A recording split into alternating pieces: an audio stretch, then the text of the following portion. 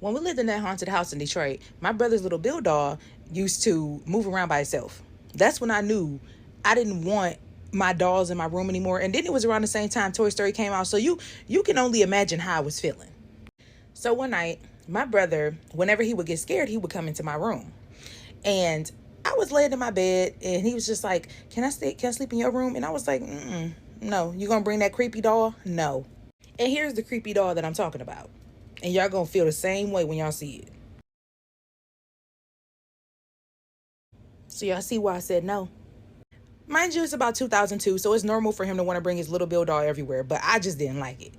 So we had just come from shopping at Birch Run, and y'all know Birch Run. Like, I had on my clothes. I love fashion and clothes, so that's pretty much what I was doing in my room. I leave my room for a minute, go down the basement, come back upstairs, and my clothes, like a couple of my shirts, are drawn on with marker, and my walls had marker and crayon on it, and his little Bill doll is sitting on my bed.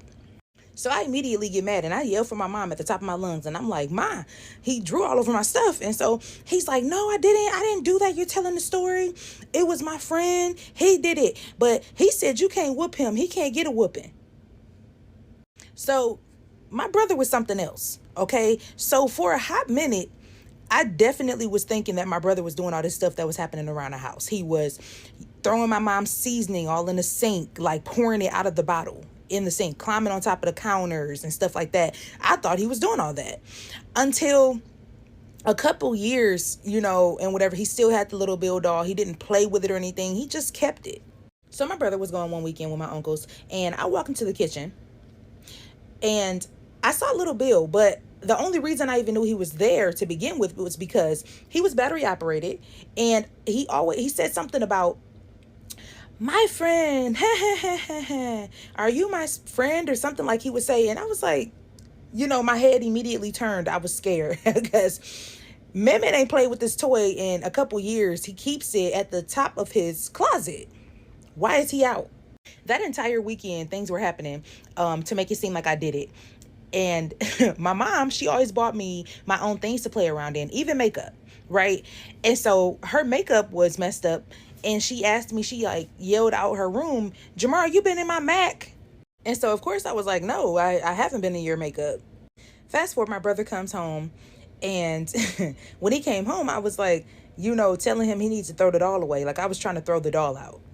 And because I'm trying to throw it out, all of a sudden Richard wants to start sleeping with the little Bill doll now. Now, mind you, it's about 2003, 2004, so he's still pretty young, 6 or 7 years old. And so he's like, no, I want to keep him. I want to keep him. He's going to sleep in the bed with me tonight. And so I was like, all of a sudden, really? So one night, I roll over in my bed and I see him standing in my doorway. It's late. And I look, and he's asking me, he's like, can I sleep with you? No. He said little Bill scratched him. He said, he scratched me. I don't think he's my friend. You really ain't coming in here? Now, mind you, I have 3 years on my brother, so I have to, show some love to him. I'm older. And so I'm like, well, mommy said when things like this happen, we need to pray. So we get on our knees and we start praying in my room. And my mom, before we could even start praying, comes out her room and she starts praying. She said that something revealed itself to her that was not of God, and she started walking around the house praying. I believe that thing attached itself to little Bill. Truly do.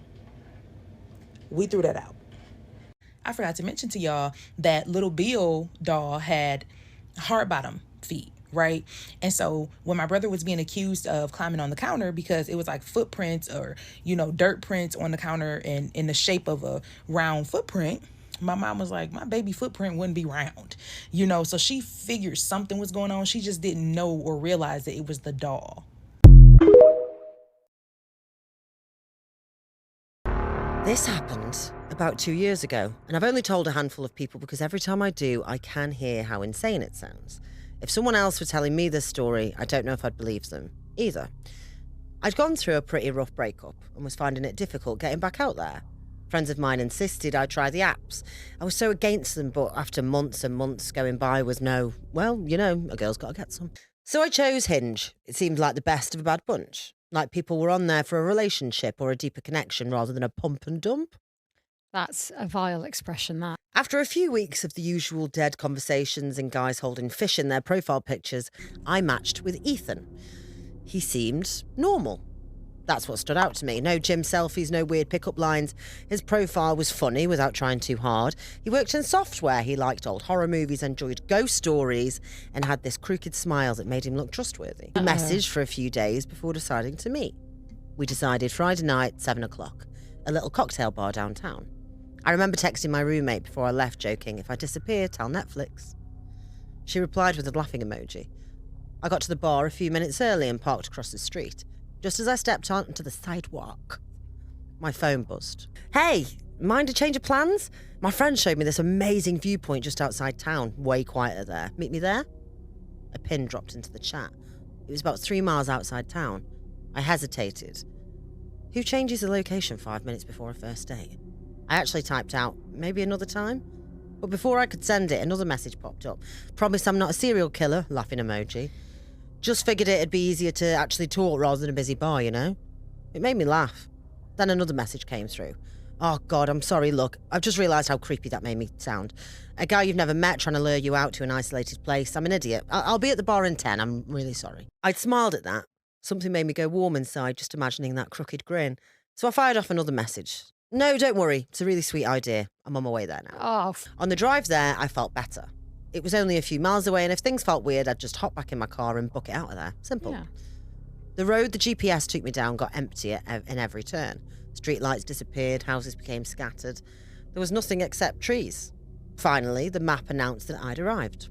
There was a small gravel pull-off beside the road. One car was already there. I know it was silver, but that's all. I never really cared about cars. I don't know any brands or types.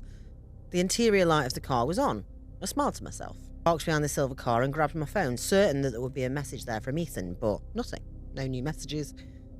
I waited maybe 30 seconds before getting out. I'd started to feel creeped out at this point. I could only hear the cicadas and the creaking of branches. You know what I mean? The ones that sound like doors.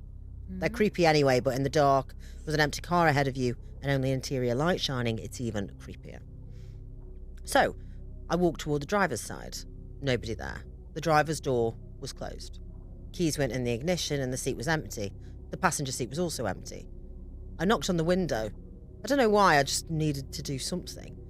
Hello, I said, but there was only silence. Ethan, look! I'd started to shout out to no one in particular. I was just starting to get annoyed at this point. I think I said something like, if this is a joke or a prank or something, I'm not the girl. If you jump out of one of these trees, I'll knee your nuts so hard you'll choke on them. Well, fair play. I looked around then and the road and the trees seemed to be getting darker. Then my phone buzzed. I jumped a mile, but relief washed over me. Thank goodness, I thought. I'd assumed there'd be another pin. Maybe he'd wandered up the road a little to find this viewpoint he was talking about. I looked at my phone and frowned. It was a number I didn't recognise or have saved, and all it said was, turn around. I was so on edge, my adrenaline was pumping. I spun around fast, the gravel under my feet the only thing I heard, and the road was empty. I looked back at the phone, another message. The other way. Every hair on my arm stood up. I turned towards the woods. Nothing. Enough was enough. I didn't care about Ethan anymore. He was a creep. I'd drive back into town and everything would be fine. I got back into my car so fast I nearly slammed my own hand on the door. The second the locks clicked, I felt much safer. I started the engine, put my foot on the brake, seeing the rearview mirror light up red in my peripheral vision. I needed to reverse to be able to turn around, so I looked in my rearview mirror. The figure was dressed all in stripes. They wore a black and white striped suit, vertical stripes, matching striped trousers, a matching top hat. It was the scariest thing I've ever seen in my life. Real horror movie stuff. Then I noticed his face was painted. White and black stripes to match his outfit. I screamed over and over again. I blinked, looked again, and he was running at the car. I threw the car into drive so hard it lurched forward. Gravel exploded behind me and I never looked back, not once. I drove all the way back into town doing 20 over the speed limit. When I finally stopped outside a gas station, my hands were shaking so violently I couldn't even unlock my phone. Eventually, I opened Hinge. My plan was to send Ethan's profile to the police, tell them whoever was behind this was a creep, a pervert with a fetish for dressing like a lunatic and scaring women. I half expected it to be gone, but it wasn't. It was there. Ethan, last online 20 minutes ago, right when I'd agreed to meet him. I went to the police and they told me that there wasn't much that they could do. No crime had technically happened. A parked car wasn't illegal, an empty road wasn't illegal, someone wearing strange clothes wasn't illegal. The next day, curiosity got the better of me, so I drove back in daylight. No tyre tracks, no silver car, just woods. I convinced myself I'd imagined parts of it, that adrenaline had just distorted everything, until 3 months later I was talking to a co-worker about dating apps. She asked if I'd ever had a creepy date, so I told her the story. She went completely pale. Then she asked me a question. Did he send you to the Old Mill Road? My stomach dropped and I said yes. She nodded slowly. My cousin had the exact same thing happen. The guy whose Hinge profile it was, his name was Brad though, not Ethan. She blocked him. And this is just a creepy story, right? It must happen all the time. Women aren't safe anywhere. Well, that's where I was wrong. Because this wasn't just a creepy guy. Weeks later, just as I started being able to sleep at night again and I was leaving the whole terrifying experience behind me, one morning, over my usual coffee and toast, I saw the news. A body on the Old Mill Road. A man. I almost missed the part where they said a name, Ethan Cross, because I was shaking so much. It was never him. He was a victim as much as I was. God, that makes me sound so selfish. He was more of a victim. He died. The police got in touch soon after, so of course they're now taking it seriously. The last time he was seen was the day of our date. His boss had been the last person to speak to him. The investigation as to what happened to Ethan is now underway, and I'll do an update to this when it's all over, but for now, don't worry about the dating apps. Don't worry about anything, because if someone wants to get you, they will. Oh my The end. God. What would you do if the babysitter you left in charge did satanic rituals when you weren't home? This story is coming from the actual child, now an adult, that the babysitter had been taking care of for this family. In his family, it is only him, his mom and dad. He has no other siblings. So this all takes place when he's around 10 years old and his mom and dad were not getting along very well. So on this particular night, the dad wanted to take the mom out, but they didn't have anyone to leave him with. So obviously they thought to call this babysitter. Now, she wasn't new. She wasn't somebody they just found. She had been working with them for a while. Since it was spur of the moment, the dad had to contact the babysitter, asked her if she was available that night, and immediately she answers and tells them yes. The babysitter ends up showing up 2 hours later. They start telling her everything that she needs to do with the son. When the son, the one telling us the story, comes out of his bedroom and sees the babysitter, he starts freaking out. He starts telling his parents he doesn't want to stay alone with this lady. And the parents were like, well, why? What's wrong? She's so sweet. They even explain, like, her voice is so sweet. I've never even heard her scream at you. Like, why don't you want to stay with the babysitter? We've known her like your entire life. So he tells them, whenever you guys leave me alone with her, her voice changes and she does really weird things. Now, the parents did not believe him, of course. And they basically tell him, hey, you need to relax. She's gonna take care of you. And if anything happens, you have our phone number. You can call us whenever you want. He remembers still begging them not to leave. And basically they did not give a fuck. And they went about their date and left him with the babysitter. He says that it's like him and the babysitter by the door. She's saying bye to them very sweetly. The door closes and she turns to look at him and says, go to your room. He explains this like drastic change. Like her voice goes from like very sweet to her parents, and as soon as they're gone, it gets very deep, it gets very raspy. And even though it does scare him, he's still a kid. So when she tells him like, go to your room, he's like, no, my parents said I could stay up and I can play with my games. And she was like, no, go to your room. So being that the kid was scared, because this is the second time that like raspy voice comes out and tells him, hey, go to your room, he decides that yeah, he's gonna go to his room. And his room is actually on the first floor and his parents' bedroom is on the second floor. So he does end up going to his room. He gets in his bed and he actually falls asleep. However, he is awoken by what he describes as weird animal noises, and he says it almost sounds like a pig. Pig sounds that he had already told his mom that he would hear her make. He told his parents that sometimes he would hear this lady make weird sounds. It sounded like animals. It always sounded like a pig. The fact that he already told his parents this, like, what the fuck? Like, how hard is it to find another babysitter? Is it really that hard? He explains that he had never seen these sounds coming from the babysitter. However, he would only hear these sounds when the babysitter was taking care of him, when it was only them two alone in the house. Now, when he heard these sounds before, he never got out of bed. He would try to force himself to go to sleep. But this is the night. This This is a night that marked him. This is a night that he will never forget. And it was because he actually had the courage. He had to like talk himself up, and he wanted to go and see where those sounds were coming from, what was happening, what the fuck was the babysitter doing. He explains that this night was a very dark night. It was raining, there were thundering.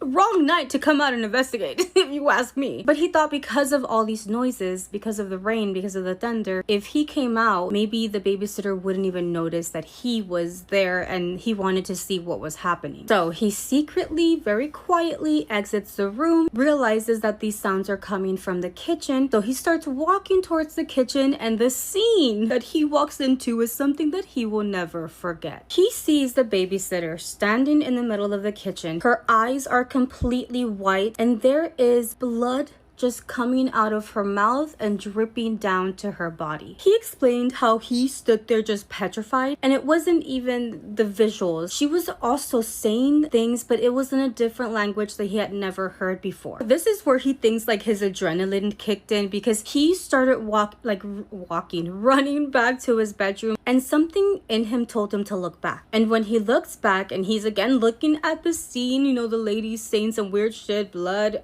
eyes white, he says that the lady just drops almost like if she fainted. Because of this, now he doesn't run back to his room. He sees that she is passed out, so he ends up running up to his parents' room where that landline was, and he gets the phone. There's a little paper with his parents' phone number. He calls them, and he is insisting on them coming back, saying like everything that he saw. Obviously the parents are like, we don't believe you, like that's not real. And he's like, no, you need to come right now. I guess the tone in which he was telling them made them then think that something serious had happened, and they told him that they would be there as soon as they could. They do actually make it home, and when they walk into the scene that the son had described to them. This lady is passed out, full of blood, in the kitchen. They end up calling the ambulance. When the ambulance get there, they take her vitals. They're very weak. They ask the parents what happened. They told the ambulance people everything that the son had told them. They kind of did take it seriously, but they kind of said, well, maybe this was just some sort of like brujeria, witchcraft situation, but they still took the lady and took her to the emergency room. 2 hours after the babysitter had been taken to the hospital, they actually find out that she ends up passing away. Honestly, the parents stay in shock, and they tell themselves like, there's no way we can believe what our son told us. Like, there's no way this lady was making pig noises, her eyes were in white. They cannot believe it because it is too much for them to handle at the moment. They're trying to even process the babysitter passing away after what happened in their home. Now, months have passed, and again, they never believed the son. They never believed whatever story he told them that happened that night. The weird thing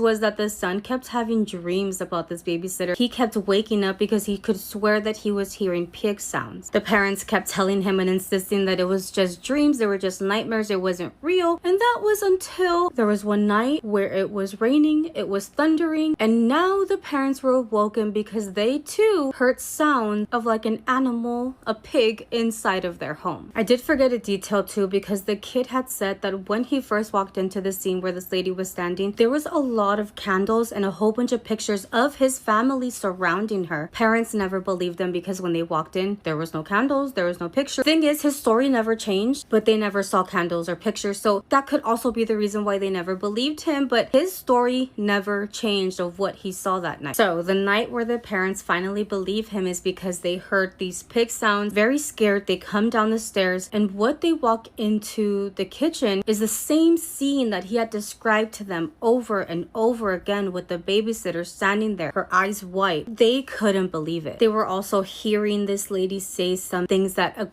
they couldn't understand. It wasn't Spanish, it was a different language. Obviously now they believe the kid. They grab him, they leave the house. They actually sold the house. Luckily they were able to sell the house quickly. It was in a good area. They were like in a rich neighborhood, so it was a prime area, then they were able to sell it very fast. So years pass, and the family goes back to where they used to live for a visit, and they get very curious about the home. They decided that they wanted to do some, investigating, and they end up going to the house and knocking on the front door. So the new owner comes out of the house, they start talking, and then the parents are like, hey, have you ever experienced, and the new owner shut them up. He's like, don't even continue. He tells them, I know everything you're gonna tell me, I know what you're talking about, please leave my home, because she is watching us right now. So the guy telling us the story, he's a little older when all this happened. He says that him, his mom and dad, they all stayed in shock, but they left immediately and they never went back or tried to investigate what was now happening in that home. I wouldn't even have gone back like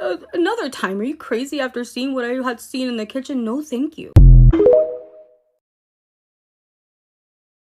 My neighbor was attacked by a demon when we were kids. Story time. I don't know what happened on that land, but everyone's house was haunted. When we were all kids, I would go spend the night with him and his sister. In his room, he had a set of bunk beds, even though he was the only child in that room. So he always slept on the top bunk, and he would tell his sister and me that he heard these loud noises coming from the bottom bunk, and sometimes it would shake the whole bed. Every time he looked, nobody was there. We always thought he was lying because he was known for making stuff up to try to scare us. So anyways, I spent the night with him one night. Me and him and his sister all stayed in his bedroom. He refused to sleep on that bed, but we thought, again, he's still going on with the joke. So we climbed up on the top bunk and he was on the floor. Later that night, me and the sister get woken up to something beating and banging on the bottom bunk right below us. It was really loud. It sounded just like somebody was fighting for their life down there. I said, it's gotta be your brother. I bet he crawled underneath the bottom bunk and is banging up against the wall to try to scare us. So we decide we're gonna get him back for all the times he pranked us. We both quietly climb down the ladder onto the bottom bunk. We stick our heads underneath the bed and yell boo, but then we realize nobody's under there. A few minutes later, her brother walks in with a bunch of food. He'd been downstairs in the kitchen. He said, see, I told you I wasn't lying. I've been hearing this for months, and sometimes it even shakes the bed. We start playing the Sega Genesis until we hear growling coming from underneath that bed, so we snatched up the Sega and took it to her room. So we're in her room playing the Sega when we hear the same beating and banging noises coming from his bedroom. It's so loud this time that it wakes his mom up, whose bedroom was downstairs. So we come out the sister's room and mom says, wait, if y'all were in here, who's in his room? She gets her husband, they searched the room, can't find nobody, and told us it must have been an animal. A few weeks later, I stay with them again because my parents are out of town and their parents are out on a date, so us kids are home alone. We all three stay in her room because we're too scared to even walk into his room. We keep his door shut. And all throughout the night, his bedroom door kept opening by itself. No matter how many times we shut it, we'd come back, it was open again. The sister had a full-size bed in her room and he was not allowed to sleep with us, so we get in her bed and he lays on the floor. We start watching Beavis and Butthead until we all fall asleep. Right at sunrise, we get woken up to her brother screaming. We jump up on the bed and look down and see her brother laying face first on the floor with his arms out, being drugged under the bed. I'm half asleep and out of it. I said, stop playing. He said, I'm not playing, help me. Of course, we jump off the bed and start pulling him, and we pulled so hard we fell backwards into the TV and broke it. It scared the hell out of them because this was the first time it had ever touched him like that. Usually, it'd just make noises or open and shut his door. And it only got worse when I came over. I already know this ain't good. This is probably the same thing that's been haunting my grandma's and our house because we all live on the same property in the same little neighborhood. We're all scared sitting on the bed talking about what just happened when all of a sudden we smell sulfur, garlic, and gunpowder, and it's so strong. I got really scared because at grandma's, when you smell that, it means something is about to reveal itself. They did not recognize that smell, but I did, and I started crying. Then we heard a slight knock at the bedroom door. Just like at my grandma's, you smell the smell, you hear the knock, and then you'll see it. I was 13 years old and I was terrified. I said, close your eyes, hold hands, whatever you do, don't look at it. I had my head down and my eyes closed, but I kept saying, don't look at it. Then I heard her brother screaming because apparently he looked. Her brother was sitting there in shock. I could tell by the look on his face, he saw something really scary. I said, are you okay? He said, no, I just saw a demon that looked just like your grandma. I said, what? It was my grandma's head on a snake-like body that was stretching from under the bed. That's when I started to question my grandma because as much as I love her, I knew it's all connected to her. It started at her house, her property, her past, a crime that happened in her life that she won't talk about. She knew her house was haunted, but would claim they were good spirits, even though we knew they weren't. My uncle told me that when I was a baby, he saw a black shadow hovering around my crib. He took me out the room and my grandma stopped him in the hallway and said, take her back. He said, there's something bad in that nursery. I can feel it. She said, no, it's not. It's protecting her. Put her back. He would sit with me in that room all night because he was too scared to leave me alone. He weren't the only one. A lot of relatives would not leave their kids alone in that house. Many wouldn't even go in the house. Anyways, that's a long story. If y'all want to hear about it, let me know in the comments and I'll make another video or a series.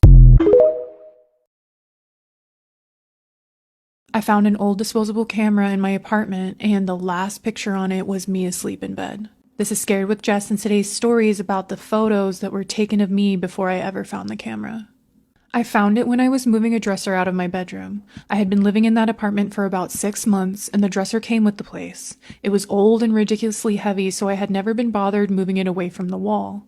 One afternoon, my sister came over to help me rearrange the room, and when we pulled the dresser forward, there was a disposable camera wedged between the back of it and the wall, and it was covered in dust. I assumed it belonged to whoever lived there before me. There was no label on it, but the little counter on top said all the pictures had been used. My sister told me I should get it developed because there could be something interesting on it. I almost threw it away, and I'm glad I didn't, but I also really wish I had. A few days later, I dropped it off at a pharmacy near my apartment, and when I picked up the pictures, I started looking through them in my car. The first several were of a family I didn't recognize. A man and a woman and a little girl. They were inside my apartment, but it looked completely different. The walls were a darker color and the furniture was old, and the kitchen cabinets hadn't been painted yet, so it had to have been years earlier. Most of the photos were normal, the little girl opening the presents and the family eating dinner and someone standing beside a Christmas tree in the living room, all normal. And then I got to a picture of the hallway outside my bedroom, and there was nobody in it, just the hallway. The next picture had been taken from further down the hall and closer to my bedroom door. The next one was closer again. I remember thinking it looked like whoever had the camera was slowly walking towards the room, and then the pictures changed. The apartment looked the way it did now. My furniture was there, and my shoes were beside the front door. There was a grocery bag sitting on my kitchen counter that I remember bringing home a few days earlier, and I stopped looking through the pictures and checked the envelope to make sure they had given me the right order. And they had. The old family pictures were followed by photos of my apartment as it looked after I moved in. There was one of my living room and one of my bathroom, and also the inside of my refrigerator. That one really bothered me because whoever took it had opened the fridge and stood there long enough to take the picture. And there was a photo of my bedroom. It had been taken from the doorway. My bed was empty, but the blankets were pulled back like I had just gotten up. And the next photo was taken from inside my bedroom. And then one from beside the bed. And the last picture was me asleep. I was laying on my side with my back facing the camera, and the picture had been taken from inside my closet. I could tell because part of the closet door was visible along the edge of the photo. I sat in my car looking at it for a long time.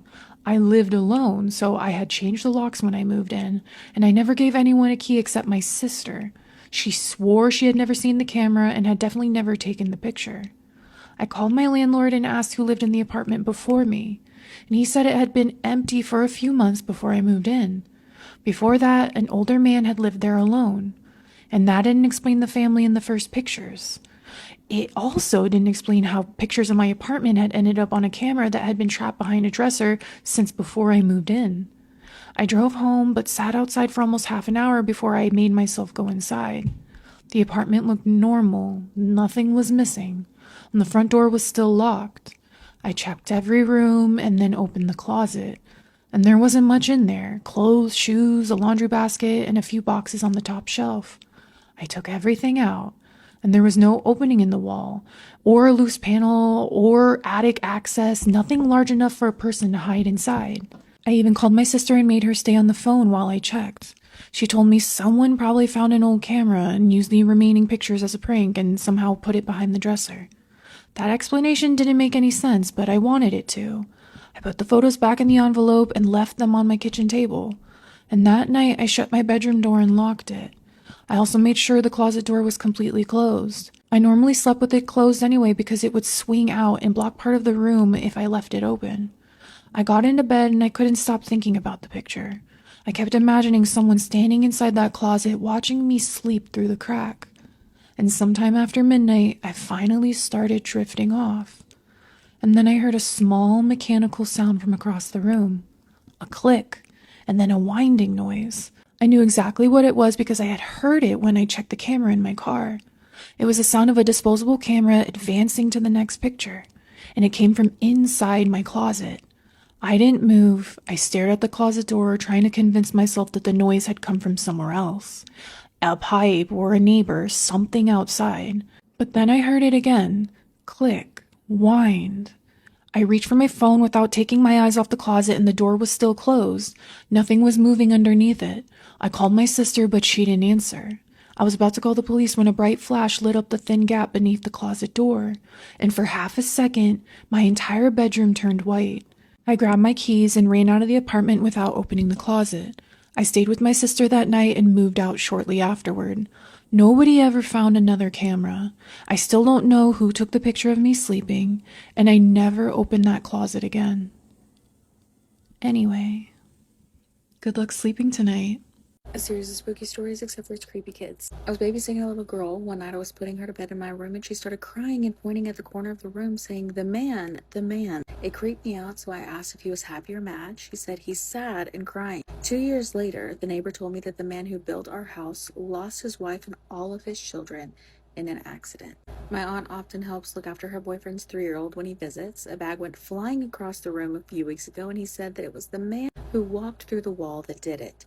About 2 weeks ago, something else happened. I don't remember what, and he said that the man was back, and this time had a scary face, and went to the cupboard under the stairs. My family told me that when I was 2, I used to point into the corner of my room and say the scary man was there again. This happened every single night for about 18 months. My mom was terrified because she knew the true fear on my face. It was very real for me. One day my grandma got a cross and had her priest bless it. She placed it on a shelf in my room. No one ever told me about it, but from that exact day onwards, I never complained about the scary man again. When my oldest was 3 or 4, we had to move back in with my parents for a little bit. One night, I heard her giggling and talking when she was supposed to be asleep. This continued on for a few weeks before stopping. A month or so later, we found a picture of my grandpa while going through old pics. She said, "That's who plays with me at night. He died when I was in the 1st grade." And then there's this comment. I told them that I love when people shit on the party for no reason at all, because they're absolutely shitting on the party for no reason at all. Surprise, surprise. Kids lie. No big deal. If you want to be a miserable asshole on the internet, you can do so, but you can do so on somebody else's corner of the internet, not ours. We have open minds over here. So continuing on. When I was pregnant with my son, I used to dream of him. I knew it was him. In a great coliseum, being pulled in a chariot. When he was 3, he would tell me about when he had his horse, sword, and people cheering him on in a large outside place. When my daughter was 3 years old, I picked her up from her godmother's house on the way home. She looked at me and said, "I saw Pawpaw last night." I gave him a hug, and he melted away. My father passed away from cancer when she was 7 months old. When my son was about 3, he's now 27, we were headed to the Adirondacks. I don't know what the fuck that is, so if that was said wrong, just go with it. We live about half an hour away. He said, "Mama, that's where the plane crashed." I was born and raised here. I'd never heard of a plane crash in that area. He said it every time we pass that spot. Fast forward to 2019, my oldest came running into my room showing me a newspaper article talking about the 50-year anniversary of a plane crash on Prospect Mountain. We were in shock. I told my son about it, and he said, "I remember seeing the plane on fire." When it happened, my husband told his coworkers. They said, "Oh, he must have seen it online." He was 3. I'm not sure if we even had a computer back then. How could a 3-year-old search for that? It still blows our minds. My mom got rid of all of my art supplies because all I would draw were various size groups of humanoid beings in cloaks. She's the one that held seances in the house, but my off-brand Crayola paid the price. Seances. Were the seances what brought on you drawing these humanoid in various sizes and cloaks? What the fuck? Should there be a part 4? In the afternoon of July 5th, literally like a week ago, there was a 31 or 32-year-old woman, I can't remember her exact age, but she walked into the Wyoming police department in, I think, New South Wales. Mind you, this is like a small suburban little town in, I believe, Sydney, Australia. But after what that woman said when she entered the police station would send the police into a freaking frenzy. Honestly, you don't really hear much that comes from Australia in terms of like, you know, big headlines. And this is one of the biggest ones that they'd seen in years. The police said that apparently she said something that triggered them to want to go do a welfare check on the people in her home. When they got there though, that's when they noticed the body of her 4-year-old son.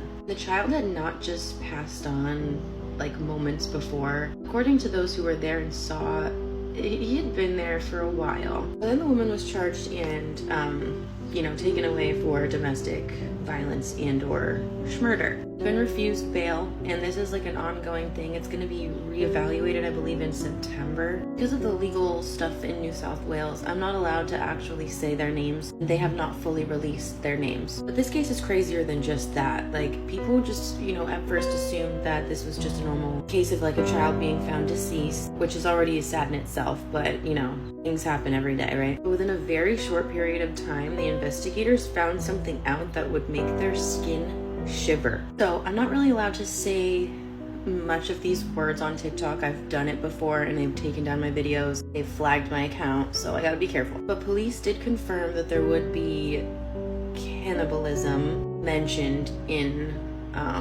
this investigation. So allegedly, she consumed parts of her 4-year-old son. The way that they found this out was because they obtained a search warrant and were able to check in this woman's mouth. They obtained this warrant right then and there as like an emergency thing so that they could forensically, get inside this woman's mouth. The mom actually made statements about consuming parts of her child as well. It is important to know that none of this has been tested in court yet. This is an ongoing thing, so all of what I'm saying has been said is technically alleged. I have to say that for TikTok purposes, you know what I mean. Apparently Child Protective Services was involved with this family, which honestly makes this case even sadder because they could have done something previously to prevent this. They'd actually been there within the last week or so, or a couple days before this incident took place. This is just a hard one for me to sit with, honestly, because anything that involves children, especially young, little, small children who really just don't know what's going on. Imagine his final moments, that little baby's final moments of his mommy. I just don't know.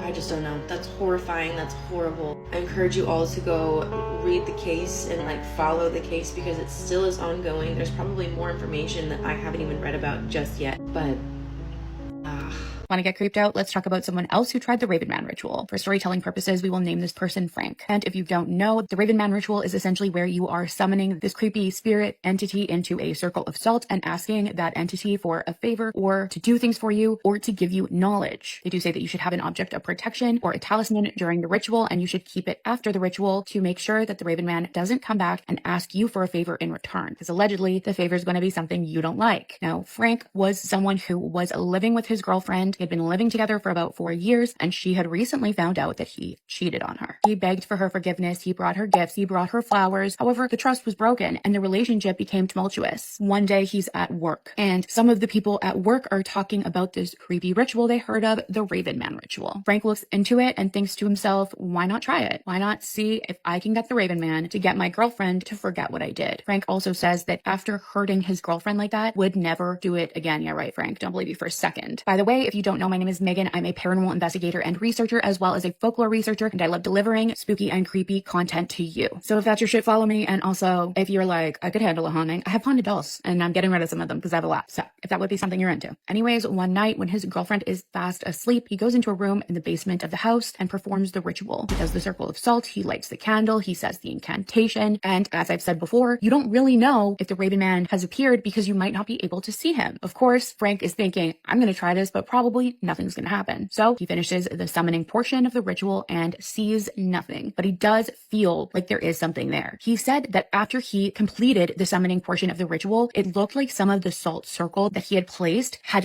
blown away a little bit, not completely ruining the circle, but some of the salt had kind of blown into different directions. So he asked the Raven Man for a favor. He says, I made a huge mistake. I cheated on my girlfriend. I just want our relationship to go back to normal. Can you make her forget? Now, Frank figured his object of protection was a necklace that his girlfriend gave him, and he always had it on. So he thought, perfect, this can be my object of protection and I'll just keep wearing it and there'll be no issues if this ritual is actually something that works. The crazy thing is, the next few days, him and his girlfriend don't fight. It's like things are back to normal. She's not saying anything about not trusting him. She's not wanting to look at his phone. She's not asking about his location. It seems like she potentially did forget about his transgression. It's about a week later and him and his girlfriend are going to bed in the same bed, which is also something that hadn't been happening. They go to sleep. He's feeling happy. He's like, I got her back. I'm never going to do anything to hurt her again. But that night he has a dream. He has a dream that he sees a raven outside his bedroom window. He's not really thinking, it's a dream. He's just doing whatever he's doing in his dream. So he walks up to the window and opens it. The raven flies into his room and he hears the raven speak, and it says, "Death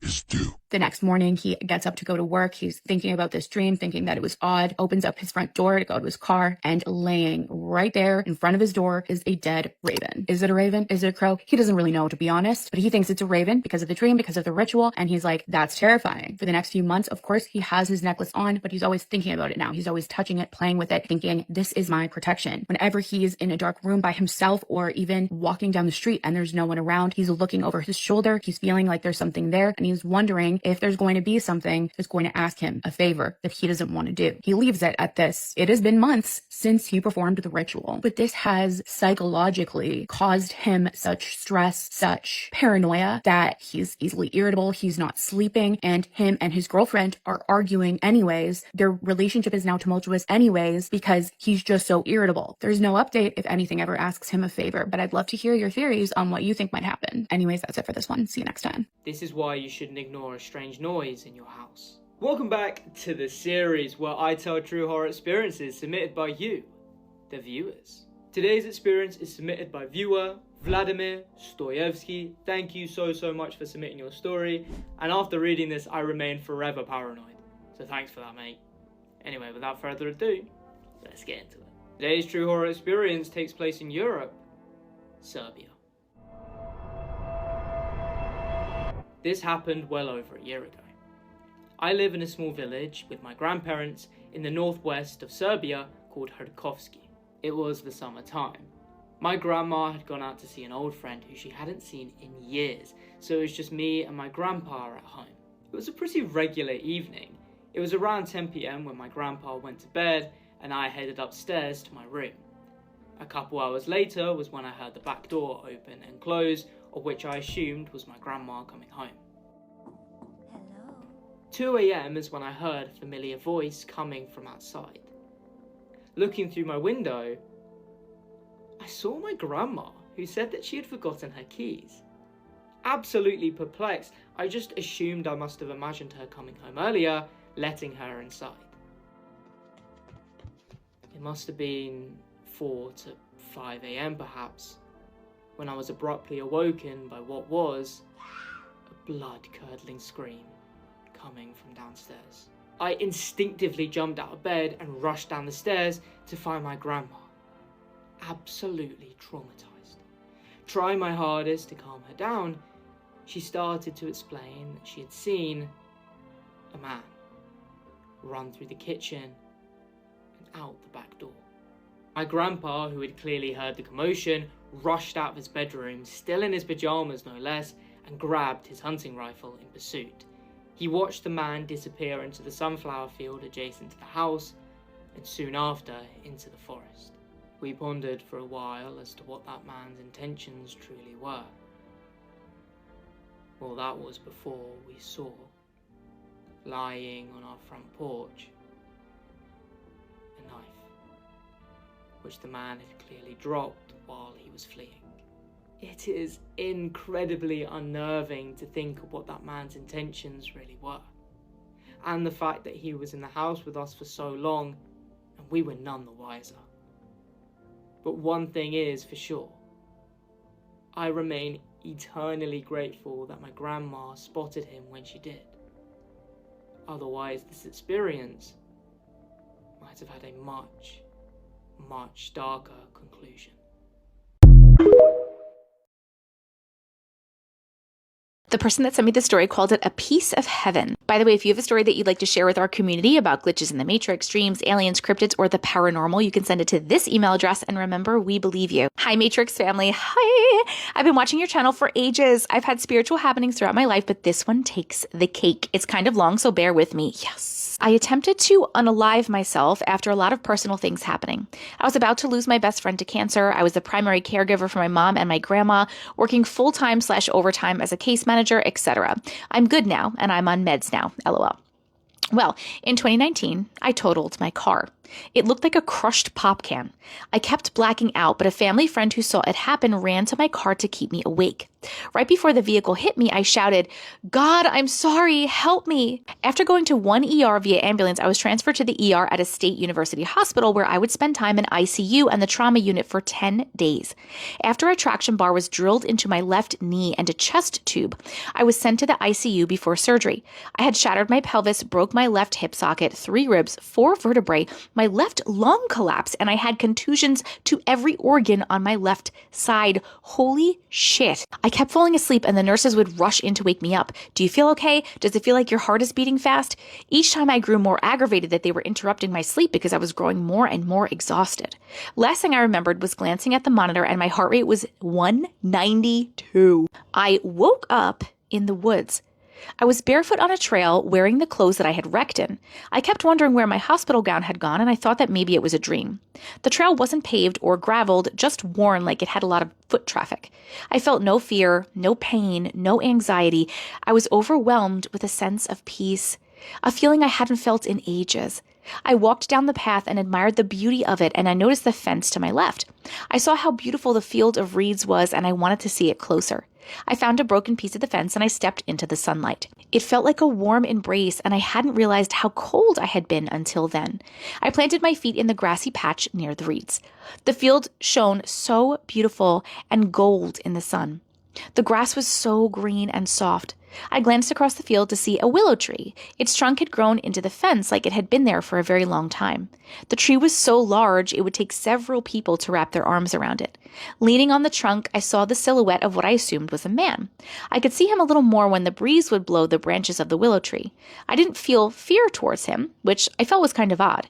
Not being able to make out a silhouette should frighten anyone. I just knew that he wasn't there to harm me. I stepped toward the edge of the reed field. It was about waist high, and I just watched them dance in the breeze. I went to step into it, and I heard a voice in my head. "No, it's not time. Go back. You need to be there for them," the voice said. It sounded like my dad, who had passed away 5 years earlier. My foot hovered over a patch of shorter reeds, and I could feel them brush against my foot. I decided to listen to the voice, and when my foot rested back down onto the grass, everything went black. I woke up in the operating room, hearing a nurse say, she's back, and they talked me through the process of coughing to remove the incubation tube. After that, the dream had freaked me out to the point that I didn't sleep for 3 days, and I had a nurse explain to me the severity of my injuries. Then she said, "I don't know what you believe in, but God kept you alive." She then explained that everything that could have gone wrong didn't. I had nicked a main artery and it stopped itself. If my arm was in a different position, my ribs would have went through my heart and not my lung. Then she told me that they had lost me for about a minute or a little over. I don't know, I've always been spiritual and have had a strained relationship with God. I've had that nurse, a therapist, friends, and a medium tell me that my dream was possibly my spirit trying to cross over, but God or whoever that was there had other plans. Was I not meant to get that close to the field of reeds where I had found a break in the fence? I felt crazy since it happened, but having paranormal experiences in the past makes a part of me believe that it was heaven or maybe limbo. Any thoughts? Am I crazy? Was I shown limbo? I know the fields of reeds is actually an Egyptian thing for when they cross over. The end. First of all, I did not know that. Can somebody confirm that the field of reeds is like an Egyptian thing? Second of all, and more importantly than for the first of all, you are not crazy. We believe you. This was absolutely not a weird dream. It sounds like all the other NDEs when people, not all of them, but most of the other NDEs when people like cross over and they're told that it's not time yet and they need to come back. A lot of people are even given a choice. You have a choice of staying here or going back, and they'll choose which way that they want to go. Obviously, if we're hearing from them, they have chosen to go back. As far as why you saw like a field of reeds and what you saw, I'm not sure why people see different things and are kind of in different places. Maybe it has to do with your brain or whatever your brain's idea of what you should see. Maybe that's projected to you or something that's coming to you. I'm not really sure about that, but I agree with everyone that they're telling you that you absolutely were crossing over. You started to cross over, and if you would have stepped into the reeds, it sounded like that was you kind of like going through the tunnel, you know what I mean? Like to the other side. And if you would have stepped into the reeds, you probably would have passed in this life and you would have moved over into the afterlife or the astral or whatever you believe, or maybe jumped into another timeline in quantum immortality. I don't know. I'm getting crazy. But somebody, I don't know if it was God, maybe it was a spirit guide, maybe it was a guard, who knows who it was, but somebody or something told you it's not your time yet. Don't go over that way. You need to go back. And then you turned around and went back. My question for people that this has happened to, when you have the choice to go back, or they're telling you like, no, it's not your time, you need to turn around and go back. How do you turn away from that sense like of peace, like that sense of just overwhelming peace and love? How do you turn away from that and go back to earth, where currently in your life there is definitely pain, because most of these people have been in an accident or injured in some way, pain, heartbreak, anxiety, all the bad things, when you could stay in the happy, calm place? You know what I mean? I don't know if I could go back. Do you remember what the pain feels like when you're there, or do you not remember and you just know like, I need to get back to the people that need me? If there's anybody else that has an NDE in the comment section, please let me know about that. But you shouldn't feel crazy. We believe you. You're not crazy. You just had a near-death experience, and it's totally cool. And I'm glad that you're okay, and I hope everything's going well in your life. And thank you for sharing your story. Have you ever had something happen as a kid that absolutely scared you to death, and so badly that you still can't explain it even years later? Well, a viewer emailed me this story, and if it's true, one of the creepiest paranormal encounters that I've ever read in a while. Now, she told me she always believed in ghosts growing up, but she had never actually experienced anything herself until she was around the age of about 10 years old. Now, one night, she was lying in bed and just about to fall asleep when she suddenly felt someone tap her on the shoulder. And at first, she assumed it was her dog, but then she remembered her bedroom door had been closed the entire night, and the tap didn't feel like a paw necessarily, it felt like human fingers. And she immediately searched her room, looked under the bed, checked every corner, even looked behind the curtains, but there was nobody there. And after that night, she became so terrified of sleeping in her own room that she started sleeping on the floor beside her mom's bed with her dog. Now, this girl, her sister nearby, she thought sleeping with the rest of her family would finally make her feel safe, but it only made things worse. And a few nights later, while everyone else in the house was asleep, she felt something gently pressed down on her pillow, almost like someone was softly patting the top of her head, kind of like when a cat is kneading the sheets. She froze, and her parents were asleep, her brother was asleep, and she wasn't even close enough to be touching her sister. And she slowly lifted her head and looked around the room, but there was nothing there. And that's when she noticed that her sister was staring into the corner of the room, completely focused on something that she couldn't see. And the dog didn't bark or growl, it was quiet. And she just sat there staring as if someone was standing in the corner watching them. And whether you believe animals can see spirits or not, she said that that moment absolutely terrified her more than anything else that had happened so far. So the next morning, she tried explaining everything to her parents, but they brushed it off as a bad dream or whatever. Feeling like nobody really believed her, she told her best friend instead, and that's when the story took an even stranger turn. Her friend admitted that she'd experienced paranormal activity for years, and she claimed that she'd been scratched and dragged by something invisible in her own home. And she could even sometimes see spirits. And then she told her something that absolutely made her skin crawl. She said, "I think I brought something to your house by accident." Now, at first, she laughed it off because it sounded absolutely impossible, but after everything she'd already experienced, she couldn't completely dismiss it either, right? I mean, look at what's been going on. So, one afternoon after school, she was suddenly overwhelmed by this feeling of pure dread and sorrow. And she couldn't really explain it, but every instinct told her that something was wrong inside the house. She even called her friend, hoping that she could maybe calm her down and put her mind at ease. But instead, her friend immediately said, "Whatever you do, do not go into your parents' bathroom." And she asked her why, of course, and her friend simply just answered back, "He is in there." All right, well, the problem was she was already standing in the hallway just outside of her parents' bathroom when this took place. And against every instinct telling her to run, she slowly pushed the door open.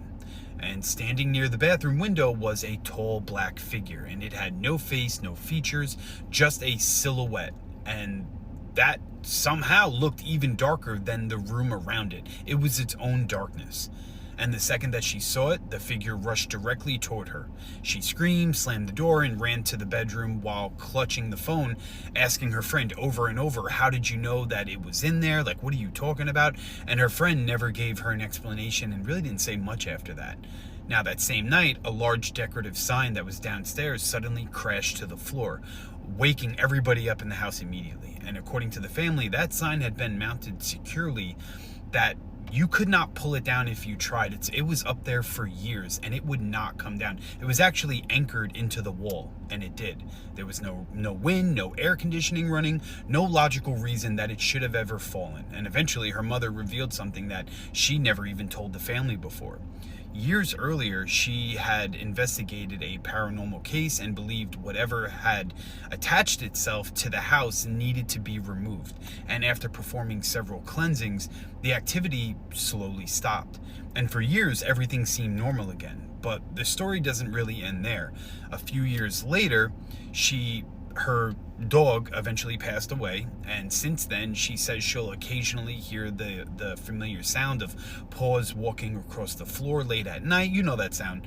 And sometimes she hears what sounds like her dog's collar jingling in another room, and every now and then she finds fresh white dog hairs around the house, even though it's been vacuumed every week and the dog has been long gone. She doesn't know if it's simply grief making her imagine these things or if her dog never really left the home. And part of her hopes that it's the second one, because if something truly did stay behind, she'd rather it be her dog than whatever is making her not feel safe. Let me know what you guys think in the comments, and here are the pictures.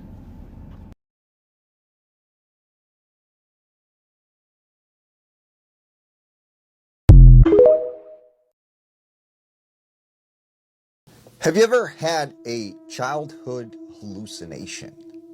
Now, there are people who've came forward, said when they were young, when they were children, they used to have these vivid hallucinations where they would see things like animals or people in their room late at night. Now, there was this man named Michael. Michael said when he was younger, he grew up in this normal neighborhood, in this pretty normal house. And he said he remembered being about 8 or 9 years old. And one night he was in bed. And he said in his bedroom, his bed was by a window. And he said on the other side of the room was his sister's bed. Well, sometime in the middle of the night, he said he was awoken to the sound of dogs sort of panting and crying. He said it sounded like a bunch of puppies. And it sounded like it was coming from underneath his bed. So he said he got up, he got out of bed, and he looks, and sure enough, underneath his bed, there were 4 puppies. And he said they started to run up to him, and they were licking him, and it felt so real. So he goes and he wakes up his sister and he says, look, there's these dogs. Like, Mom and Dad must have gotten us puppies. And the sister gets up and she plays with these dogs. Well, after 25, 30 minutes, he said one of the dogs that was on his lap bites him. And he said it started to bite at his arm and it started to hurt really, really bad. And he takes the dog and kind of pushes him off. But as he turns and he looks down at the dog, he said he could see it had these bright red eyes. And it didn't look like that same cute puppy that he was originally playing with. It seemed like some sort of evil, monstrous creature.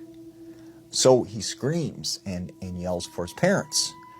His parents come in the bedroom and he says, Mom, Dad, like, I don't like those dogs that you brought here, those puppies. And his mom and dad are like, what are you talking about? Like, we didn't get any puppies. And he said, no, they were under the bed. And his sister's like, yeah, we were playing with them. So the dad searches the entire house, thinking maybe some kind of dogs might have gotten in. He doesn't find anything, except there are these tiny little scratches underneath Michael's bed. So not too long after this, Michael said one night he woke up in the middle of the night and he needed to drink water. So he got out of bed and he said he walked down the hallway and he said he went into the living room, and as he looked over, he said he seen the couch cushions kind of shaking, kind of moving. So he walked up to the couch and he said he picked up the cushion and there were hundreds, if not thousands, of spiders crawling underneath these cushions in the couch.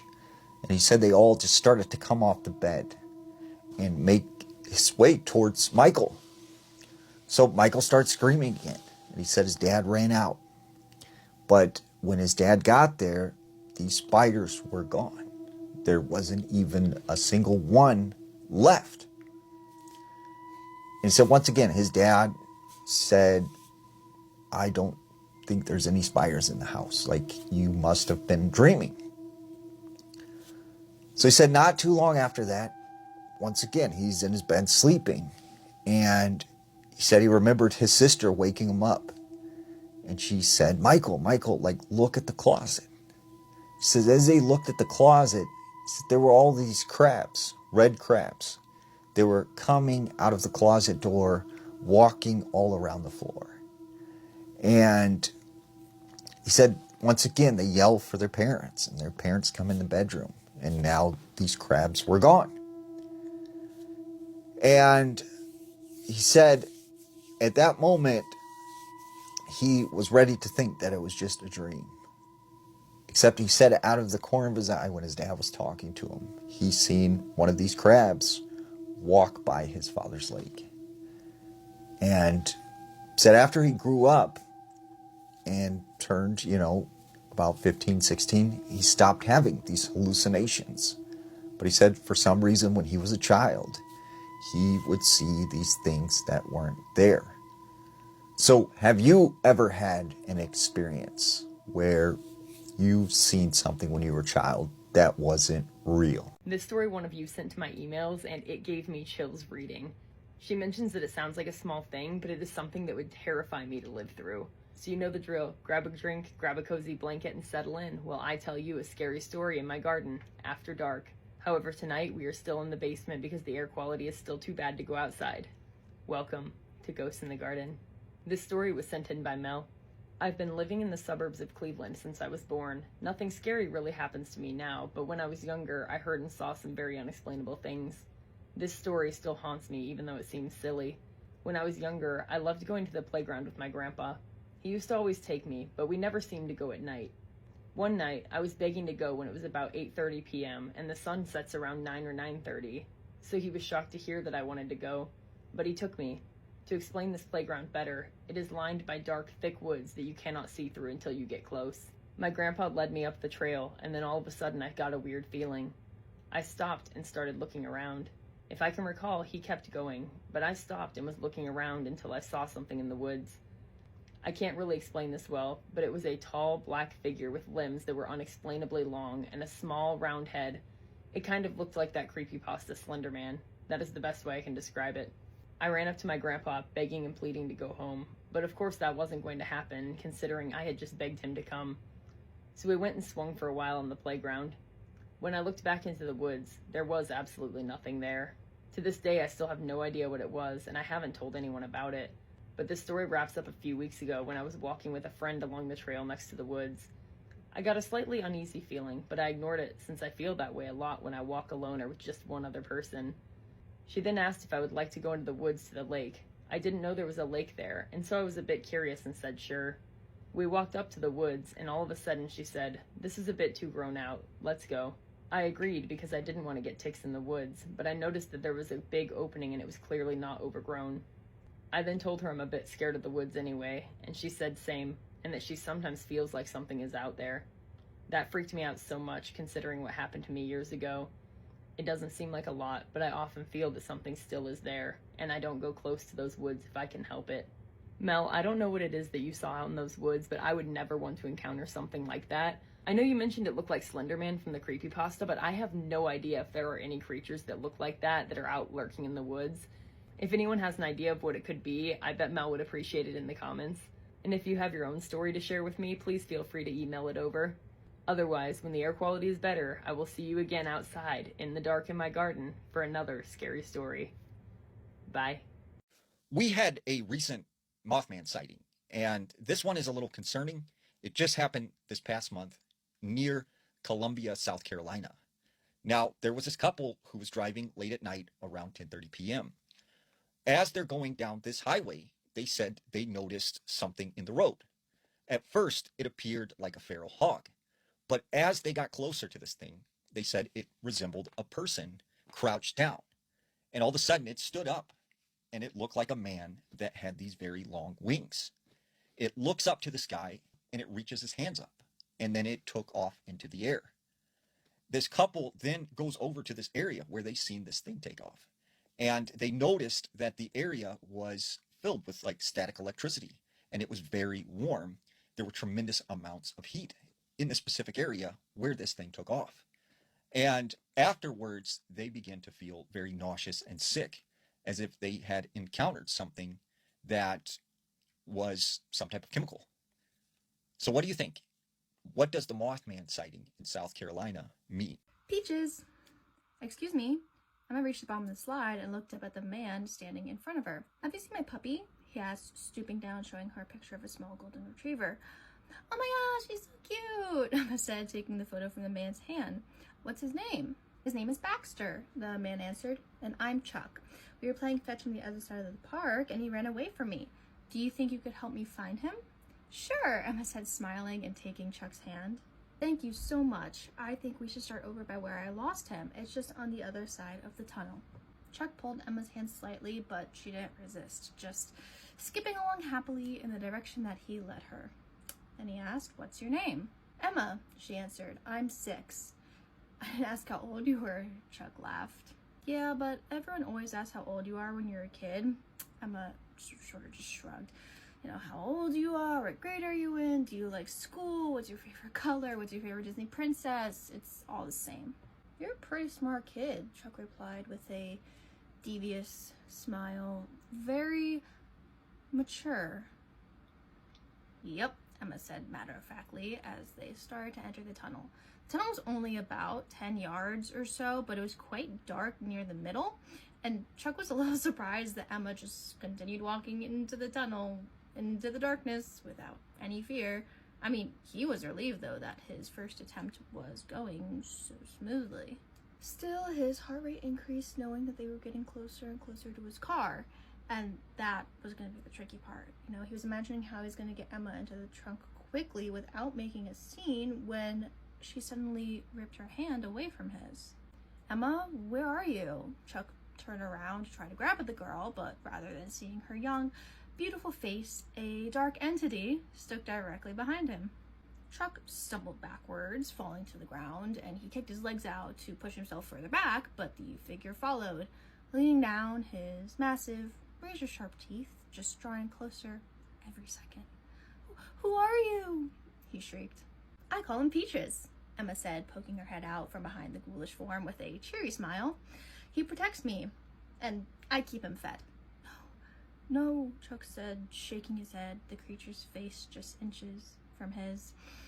He sat on the ground, frozen in fear, unable to look away from it, saying, I'm sorry, I'm so sorry, he stammered. I'll just go, I'm sorry. Actually, I better go now, Emma said, interrupting Chuck's pleas.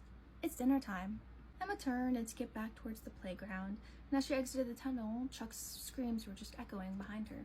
Emma paused for a moment, and with a satisfied grin, called back over her shoulder, Enjoy your dinner, Peaches! Are you ready for a true ghost story, folks? This one is a belter.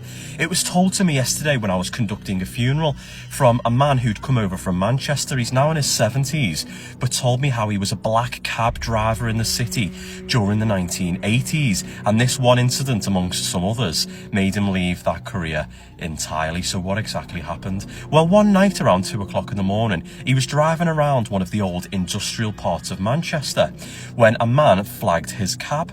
He said it was rather unusual because it was all hours in the morning, there was nothing around, nothing open, and no houses, so he wasn't sure where the man had exactly been, but that didn't really matter. A fare was a fare. So in the man got. He said he was dressed rather scruffily, a flat cap, a bit of a ragged old jacket, leather, and sits in the back, and the two begin to converse. So of course the cab driver goes on to say, well, where am I taking you to? The man replied rather strangely, it doesn't really matter. And he said, right, okay. Are you in a bit of bother, my friend? And, the two got talking, and the man went to say, more bother than you could ever imagine. He said, the police have been after me. So the two go on to talk. This is a juicy night for the cab driver. And he's telling him how he'd attacked a local man till he was a bloody pulp on the floor. And the police had chased him, he'd crashed his car. So he was thinking, the cab driver was starting to worry a little bit now. He said, I was thinking, am I going to be some kind of accessory here? Because what if that fella's dead? I've moved him from the scene. And he said he was starting to panic. So he says to him again, right, pal, you know, I'm nearly clocking out for the night now. He wasn't. Where am I taking you? Because I'm going home. The man said, you can drop me off anywhere, because either way, it's better than where I'm going to be going. And he said, jail. And the man went, no, hell. I'm dead. Haven't you been able to tell already? And the cab driver just laughs, thinking he means I'm dead as in I'm in a great deal of trouble, which is a common saying over Manchester and up north. And he said then he looked in his main mirror at the rear view to look at the man and, you know, keep up the eye contact for the conversation. And he said he was completely vanished, despite the fact the car was still moving, none of the doors had opened, and the seatbelt in the back, where the man was sat, was still fastened. What the hell? My mouth was nearly on the floor when this man was telling me yesterday, because it's all well and good me relaying it to you now and you think, oh, that's pretty cool. But when somebody's telling you who this actually happened to, and you can see it in their eyes that this is true to them, this happened to them, it's unbelievable. But insanely cool as well at the same time. So, sure enough, I said to him, well, was there any such incident in the area? Had a car crashed and blah, blah, blah? And he said, absolutely. He said in the 1960s, a getaway car had crashed into one of the warehouse walls. The driver was instantly killed, and sure enough, he was being chased by the police after murdering a man in a street fight because he'd been carrying on hitting him while he was unconscious on the floor. The man never made it. So the crime is true. So did that ghost really stop down cabs in a attempt to flee the scene that he was forever tied to in some kind of limbo because his alternative was going to hell for murder? Oh, I don't know, but it's a belter, isn't it? Have you noticed how we've not built any new cemeteries? Like any city, town you go to, they still have the same cemeteries they've had for hundreds of years. And people pass away all the time, yet these cemeteries never seem to fill up. There are always open plots of land where you can bury someone. So where are the bodies? Where are they going? What's happening to them? I've got this interesting theory that I've heard. Now, in the 1970s, there was this movie called Soylent Green. Now, Soylent Green was this movie starring Charlton Heston, and it was about this futuristic city in which the world had become overpopulated. They had destroyed the oceans, they had destroyed the earth, and times were really rough. And none of the people in the city could afford to buy any groceries. They couldn't afford just the normal things we get every day at the store. So in order to keep them from starving, they were sold this very cheap stuff that was made in the factory. It was like a squared cracker or ration, and it was called Soylent Green or yellow or red. And the people, because they were hungry, because they were starving, they would protest like every day. They would go out into the streets and have these huge protests. But these trucks would come around and they would pick them up and take them away. And all these people were like disappearing. So Charlton Heston's character, who is this detective, he starts investigating this mysterious case, which leads him to the factory where they make this Soylent Green. And what he discovers is that the Soylent Green is made from humans. And when you kind of look around now, right, the same things are happening that happened in that movie, right? We are slowly destroying the oceans, the earth. Groceries have become unaffordable. They are now a luxury to most. And you wonder, the foods that we're getting that are so cheap that we're able to afford to buy, the only stuff that we can eat, what is it made of? Now, I'm curious what you think. Why do you think we are not building any new cemeteries? If I'm going to be scared, you are going to be scared with me. It is time for another spooky story. I am Autumn in Appalachia. Send me your spooky stories, add me on Facebook, and subscribe on YouTube. Same handle. Without further ado, let's call this follower Daisy. Just because of her username, I will be tagging her on TikTok. Daisy is 47 years old now. She said this story happened when she was, well, it was around 20 years ago. She said her kids were 2 and 4 at the time. She's got a husband. And this experience essentially is what made her a believer in the paranormal. So she said that at this point in time, she and her family were really excited because they were moving out of their small apartment into their first family home. And it's in like a, kind of like a suburban neighborhood, super nice neighborhood. So they're thrilled. They have all their stuff packed, and their first weekend, like trying to move things in, she said it all kind of started off chaotic because her 2-year-old accidentally slammed her 4-year-old's fingers in the car door, so they have to make a hospital trip. Luckily, everything gets squared away, and Daisy is finally able to start unpacking boxes. She's hanging pictures, curtains, everything up on the wall. She gets the children's room set up, and she is exhausted. So after moving, she gets the children settled into bed, and she and her husband also get settled into bed. She left her bedroom door open just in case the kids had a hard time adjusting their first night sleeping in the new home. Around 3 o'clock in the morning, Daisy is woken up out of a dead sleep by something that chilled her to the bone. She said she could hear something outside of her house growling, and it was very clearly some sort of an animal, a very big animal, because she said that this thing was on the opposite side of her house, and it was loud enough that she could hear it from her bedroom. And she said, imagine if thunder was like an animal that was like pacing back and forth up and down your house. She said that it would be like quiet in 1 minute, like it's like walking further away, and then the sound would get louder as it gets closer. So something is very clearly walking back and forth outside on the opposite side of her house. This scares her to death, so she jostles her husband awake, and she's like, "Do you hear that?" He's like half out of it, so he's like, "No, I don't hear anything," and he just dozes back off.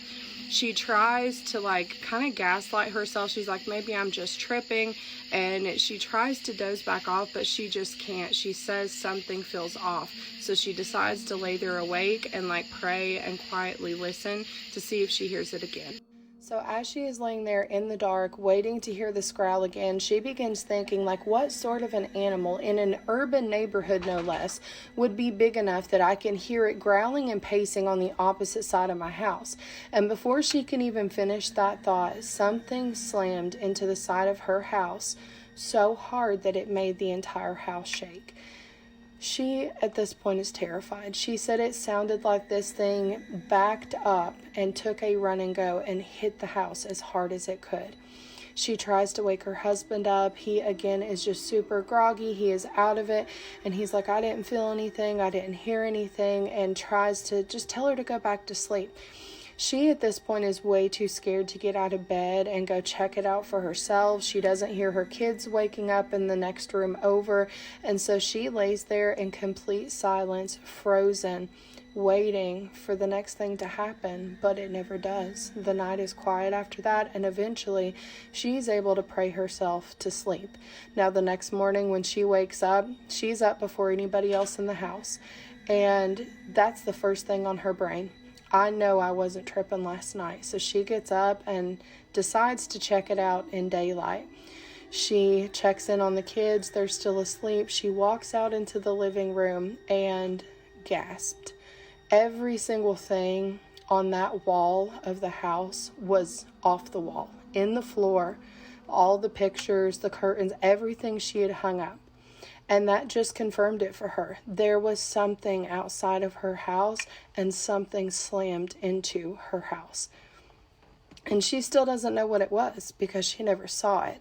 She said, "I don't know if werewolves hang out in urban neighborhoods," but that's really what she thinks that it could have been. You guys let me know what you think, what your theories are. And really, if you think about this logically, right? I live in the Appalachians. There are all kinds of wild animals and critters around here, but they don't run and slam into the side of your house. And even if they did, even if I were to walk outside of my house and as hard as I could run into my house, you'd hear it, sure, but is it gonna be powerful enough to knock all of my shit off the walls? I don't think so, So that's weird. How do you explain it? Plus, obviously it was some sort of an animal. It was growling. And honestly, guys, at this point in the spooky story game, you guys have at the very least made me heavily question, the existence of things of this nature. Like, I've always believed in the supernatural and the paranormal, but I never really thought too much of cryptids like werewolves and stuff until I started doing what I do on here. Some of your all's eyewitness accounts are very compelling, I have to say. So you all let me know what your theories are. Dogman, werewolf, Bigfoot, I don't know. And stay tuned for the next one. I found out my favorite cousin was living a double life, and I was the last one to know. So this all happened about a year ago, and I got a call from my mom, and she told me, "Are you sitting down?" And I said, "Yeah, why?" And she said, "Because your cousin got arrested and he went to jail." And I thought that it was maybe for something like a DUI or like a bar fight. He was a little bit reckless. And she just kind of paused on the phone. She said, "No, like, it's much worse. Like, he's going to be in prison forever, like the rest of his life." I couldn't believe it because this was the same cousin that literally showed up to every family event, every single barbecue. He was the one that played with all of us when we were kids. He'd play like tag with all of us and hide and go seek. We literally called him like the nicest one in the whole family. A couple weeks after that phone call, detectives gathered some family members, and they were interviewing all of us, trying to figure out how long he had been living this double life.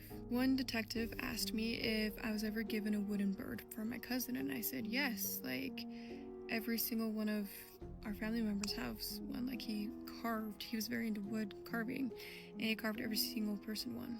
After that, he asked me if I could bring mine in, and I agreed, and so the next day I dropped off my wooden bird, and a week later they called us and they asked us to come in, and they said that they actually x-rayed every single wooden bird that we got, and some birds had rolls of cash in them, other birds had bags of in them, and then some of them had pieces of papers in them. I asked them what was written on the paper ones, and they said that they couldn't discuss it because it was part of the investigation. And then I asked what was inside of mine because they had all of our family name labels on each bird, like whose was who. And he said that mine was actually empty, and I said, "Is that a good thing?" And he said, "I think so." After that, my aunt decided to clean out my cousin's house, and she invited the family members over to take what they wanted before the house was sold. I didn't really want or need anything, so I was just there to help, and I was cleaning out one of the closets, and I found just like a plastic storage bin, and it had a bunch of photo albums in it.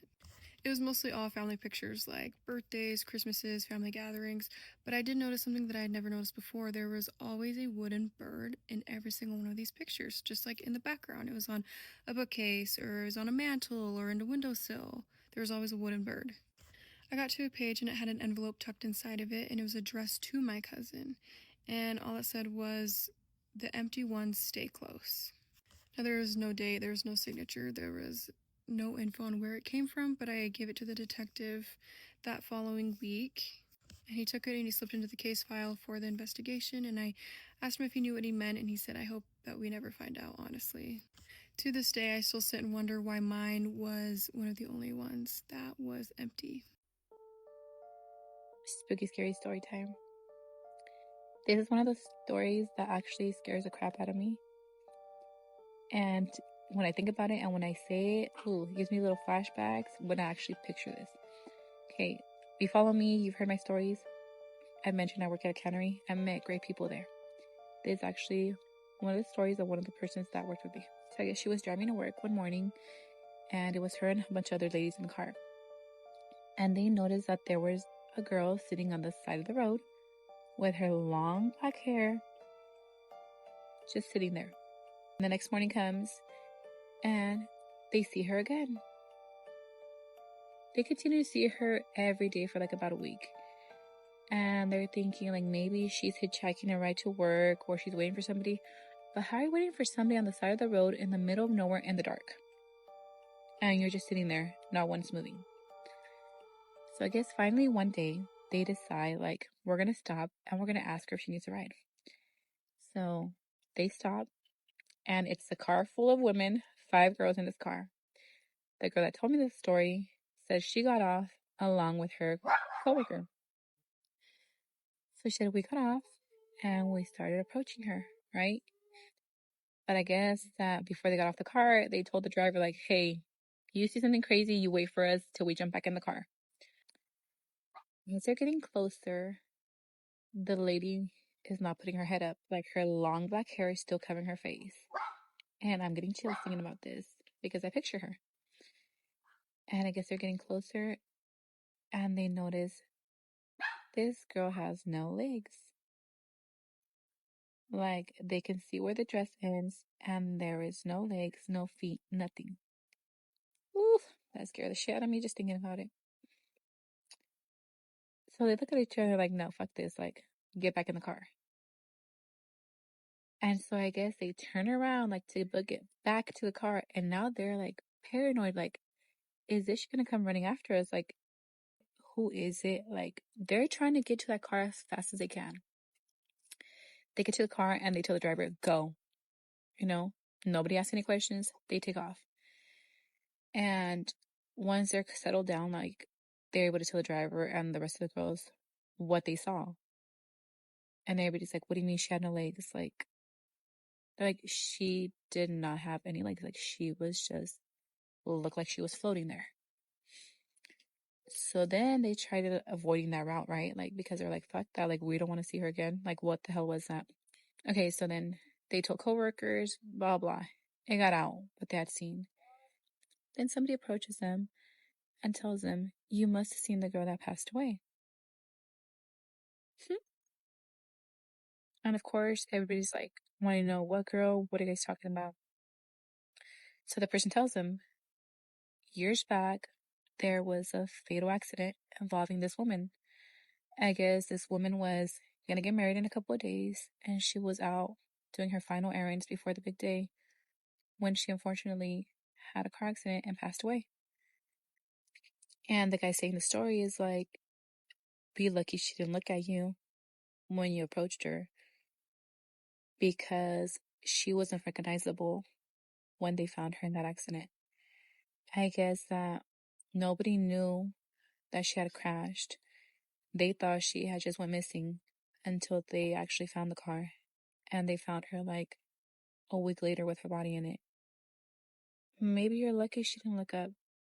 And I'm probably gonna have nightmares after this, but I want to share that spooky, scary story with you guys. If you've ever thought about going on a solo trip, this scary story might make you change your mind. Welcome to the Creepy Cozy Cottage, where creepy and cozy meet. So grab a blanket and get cozy, because it's creepy cozy time at the Creepy Cozy Cottage. I'm 25 male, and I've traveled plenty. Family trips, vacations with friends, trips with my girlfriend. I've been on a few cruises with my family growing up, so ships aren't new to me. But I'd never done a trip completely alone. This past spring, I decided to finally check that box and booked a 7-day Norwegian cruise to the Caribbean solo. I figured a cruise was the easiest way to do it since I already knew how they worked. I was wrong about how safe I'd feel. The first 2 days were great. I did the solo traveler meetups, hit the buffet, sat by the pool. That's where I first noticed him. A guy maybe in his late 40s, always alone, always a few chairs away. Didn't think anything of it at first. It's a ship. You see the same faces. Day 3, we docked in St. Thomas. I did a beach excursion by myself, and I swear I saw him there too, standing near the taxi line, not with any group. Still told myself it was a coincidence. Same ship, same port, same popular beach. Makes sense, right? Day 4 is when it stopped making sense. I was at the casino bar around 11 p.m. and he sat down 2 seats away and started small talk. Normal stuff at first. Where I was from, whether I'd cruised before, was I traveling alone? I mentioned I'd cruised with family before, but this was my first time solo. He smiled and said, I know, you can always tell. Then he asked how I was liking my cabin, and before I could answer, he said, the 10th deck forward ones are nice, right? I never told him my deck. My key card was in my pocket. I laughed it off, said something vague, and left. Told myself he guessed. That night, around 2 a.m., my door handle moved. Not a knock, the handle turning, twice, slowly. Then a key card tap, and the red light beep. Then nothing. I looked through the peephole, and the hallway was empty. I barely slept. Day 5, I went to the guest services and reported it. They were polite, but you could tell they thought it was a drunk passenger trying the wrong cabin. They said they'd note it and that security would review the hallway cameras. That evening, there was a note slipped under my door. Ship stationery, like from the stateroom desk sets. All it said was, "You shouldn't have gone to guest services." I took it straight to security. This time, they took me seriously. They pulled the hallway footage and I sat with an officer while he scrubbed through it. At 2:07 a.m., there he was, the same guy, standing at my door for almost a full minute. And here's the part that still messes with me. The officer recognized him. He'd been flagged the previous season for the same behavior. Befriending solo travelers, somehow getting their cabin info, and was supposedly banned. He'd booked this cruise under a different last name. They confined him to his cabin with security posted outside and put him off at the next port with local authorities waiting. I got moved to a new cabin, and they comped basically everything for the rest of the sailing. The last 2 days were quiet, but I didn't sleep right until I was home. I kept thinking about how fast he clocked me. All those cruises with my family, and I never once thought who might be watching. Turns out, being alone is the detail that matters. I'm not saying don't travel solo, but I'll never again tell a stranger I'm by myself, and I check my door lock about 5 times a night now, even when I'm at home. Let me know what you thought, and if you have any scary stories of your own you'd like me to read, just send me a DM. It all started when my family and I first visited my grandparents' ranch in Guerrero, Mexico. On the way there, my parents were teasing us with scary stories from their childhood, but I never really believed them. Not until something happened to my older brother and me. The first few days at the ranch were peaceful, but then came the night my grandpa, my dad, my older brother, and I had to go look for 6 cows that had gone missing. And by that time, it was already 11 p.m. Like most ranches in Mexico, there were woods and mountains nearby.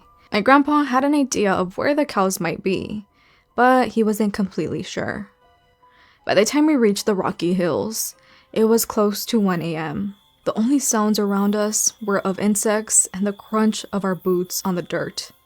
About 20 or 30 minutes passed by while my brother and I were talking and laughing, when suddenly my dad and grandpa stopped. They had heard 4 strong consecutive whistles coming from not too far away. Surprisingly, my grandpa didn't seem worried. He just told us not to think much of it and that it was probably some nearby people communicating. So we believed him and kept walking. About 10 minutes later, we saw a wild horse running through the woods alone. That's when I started to feel uneasy. Something about it didn't seem right. But again, my grandpa brushed it off and said, "Look, that's probably the horse they're looking for." So once again, we believed him. We finally found the cows around 3 a.m., but the way back was when things got really strange. My brother told me to wait for him because he needed to pee, so I stopped while my dad and grandpa kept walking ahead. A few seconds later, my brother froze and pointed in front of him. He said there was a black dog standing there, staring right at him, with its tongue hanging long and low, panting like it had been running. The weird thing is, from my own eyes, I couldn't see anything. He kept insisting, "He's right there. You don't see him?" But there was nothing in front of us. I told him, "No, I don't. Let's just catch up with Dad and Grandpa." Thankfully, we made it back home safely that night, but I'll never forget it. I don't believe those whistles came from people, and whatever my brother saw in those woods, that dog, I think it was something evil. Maybe one of the devil's hounds, or the devil himself. On a Saturday afternoon, a group of house cleaners arrived to a house, unaware that they would encounter something very unsettling while cleaning up this place. The person who lives here had just inherited this property from someone who had a hoarding problem.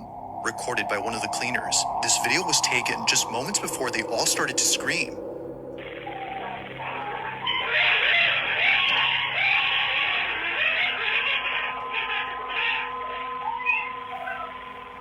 According to Katie, one of the cleaners, this place was not what it seemed in the photos that were sent by the owner.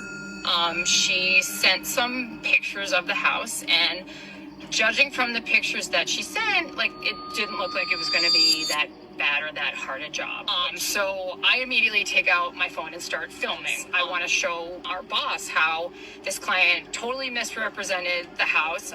Little did Katie know that while filming, this would happen. Take a look. Your favorite Americans. What is that? Oh my God, what is that? Flies? Oh, shut the door.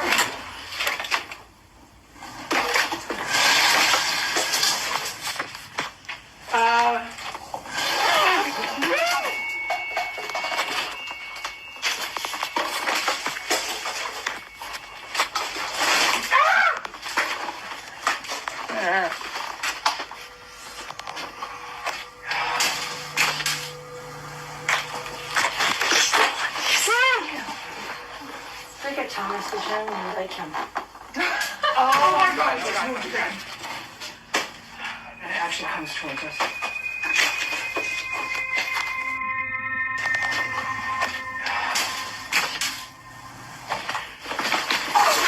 What have you gotten us into? Oh my God, it's really.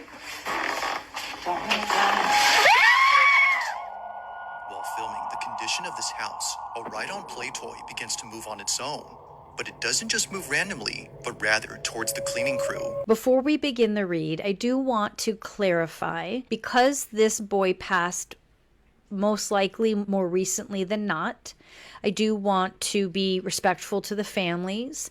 This is not a young boy who is suffering. This is not a young boy who is stuck. This is a young boy who is moving through the transition at his own pace. He is not here to scare anybody. He is not here to really need help as much as he's looking to connect. And this is not unusual. This does happen with children and adults if they pass over when what they may feel is too soon, too young. But this is not a situation where someone is suffering. And that's important that we establish that at the beginning. I did feel as soon as they walked in that they might have known the story of real life boogeyman. Were being watched, and not in a strange way, but in a curious way. So let's just focus on taking care of the young boy, making sure that he is aware of where he is, that he is past, and find out if there's anything we can do to help him, because he clearly is trying to get the attention of those that are in the home. I feel like he might be a little frustrated, not scared, but almost angry. There may have been some resentment of why me, in a sense, surrounding him. And so he's feeling a little out of sorts and uncomfortable with the change. For some reason, I'm hearing Jacob or Jay. What I'd like us to do is sit down with him using your own intuition. You can feel a young boy who is a little confused or maybe lost. And let's just sit down with him and help him feel comfortable. So the first question I'm hearing is, why am I here? So I'm just having a conversation with him energetically. So those that are with me, if it feels natural to you, just holding his hands or just sitting with him, maybe placing your hand on his back. Just letting him know that he's not alone. He's mentioning his father, so I'm letting him know that when he's ready, he has all of us, and he has all these angels, and he has all these ancestors and relatives, and I see maybe a dog there that are ready when he is, and we're going to just move him along. Nothing changes other than he'll feel much more comfortable. He'll still be able to connect and communicate with family. He'll just feel more comfortable when he's on the other side. He keeps asking why. I'm just explaining to him that this is a transition. This is a change. And he's not alone. And when he's ready, make this change.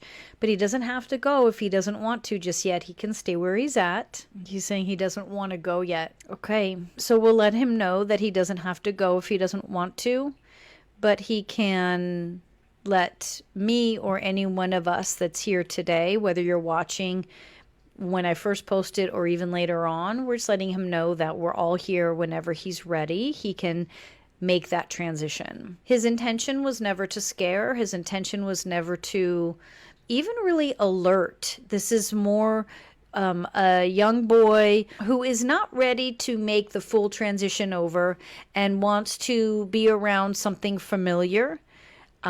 He is processing. And so this is just a choice. This is what I'm also feeling is if these women felt comfortable, they could go in and speak to him. If they're comfortable finding out his name, they can let him know. Just have conversation with him when they're there. Get your late night snack. This is Last Thread Before Bed, episode 29. This is a little series where I read scary stories from Reddit before I go to bed, and I try not to get nightmares. So boom, let's get into it. Tonight's story is from the subreddit Ghost Stories thread. This story is from the user Personality Pirate. I'm not into paranormal stuff at all, and I have been pretty skeptical about people who say they had paranormal encounters, or post videos of ghosts on YouTube. But last night, I was completely certain something was in my room. I had gone to bed earlier than usual because I had a test today at school. I sleep with the door closed, and I had it closed last night as always. I was up for like half an hour or more thinking about stuff. I live with my parents, and my dad had gone to sleep while my mom was watching TV shows in the living room. Basically, the entire house was quiet. I was so far away from falling asleep since I was a bit worried about tomorrow's exam. I had completely drifted in thought, as in deeply contemplating things, laying in a position in which I was facing the left, when suddenly and abruptly, I feel I was being watched by something massive that was slowly leaning beside my bed. I have no idea what it was. It just slightly flashed in some kind of brown color, what my brain interpreted as brown. While the nightlight that was beside my bed made a slight glitch, even though it was turned off, I turned to that side immediately, and my heart was beating like crazy. I saw nothing. At that very moment, I heard strange, unfamiliar footsteps. I have a very keen hearing. I can usually hear the slightest sounds, and there was no mistake those footsteps were heard going outside the room in a speedy manner, past the closed door. Something walked out of my room, and the door didn't even open one bit. All this happened in like 2 seconds. All I could think of after that was ghosts. My hopes of a good night's sleep were ruined. My question is, could it really have been a ghost or a spirit? If so, does it sound like a malicious ghost or spirit to you? If it was a spirit, why would it come close to me while I was awake? Any type of advice or piece of knowledge about this? Is my house haunted? Note, I was 110% awake, I could move, it was not sleep paralysis. I have experienced sleep paralysis before, so I know for sure this experience was different. Well, it's without a doubt that this dude's seen an apparition of something. This was a light little story, but not every story can be heavy. Follow for more scary stories.